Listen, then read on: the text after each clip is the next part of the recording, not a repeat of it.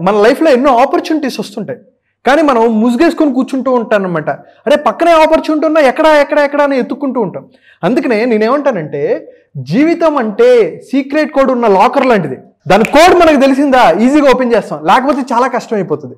కొన్నిసార్లు కోడ్ కూడా తెలియదు, అప్పుడు ఏం చేయాలి అనే దాని గురించి కూడా మాట్లాడతాం. దీనికి సింపుల్ ఎగ్జాంపుల్, అందరికీ అర్థమయ్యే భాషలో అందరికీ తెలిసిన మన ఫేవరెట్ పవన్ కళ్యాణ్ గారి సినిమాలో నుంచి ఒకటి చెప్తా ఎగ్జాంపుల్.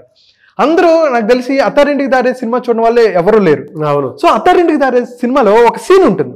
ఆ సీన్ ఏంటంటే, పవన్ కళ్యాణ్ గారిని సిగరెట్ దమ్మంటాడు అలీ గారు. అప్పుడు విపరీతమైన కోపం వచ్చేస్తుంది పవన్ కళ్యాణ్ గారికి, విపరీతంగా కొట్టేస్తారు. అలీ గారిని కొట్టేసిన తర్వాత సరే ఎందుకు కొట్టానులే అని చెప్పేసి రిగ్రెట్ అయిపోయి ఆయనకి ఏదో డబ్బులు ఇవ్వాలనుకుంటారు.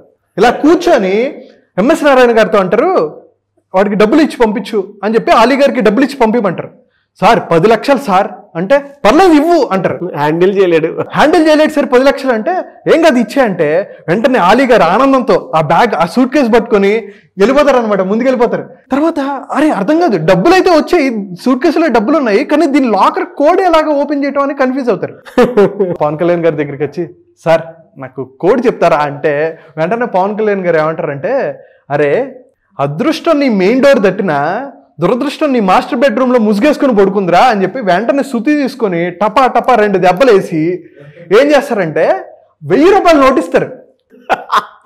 సూట్ కేసు ఉంది, దాన్ని నువ్వు ఓపెన్ చేయటం ఎలా తెలియదు, సీక్రెట్ లాక్ తెలీదు, లేకపోతే నువ్వే బద్దలు కొట్టుకోవచ్చు కదా అంటే ఆలోచన రాలా.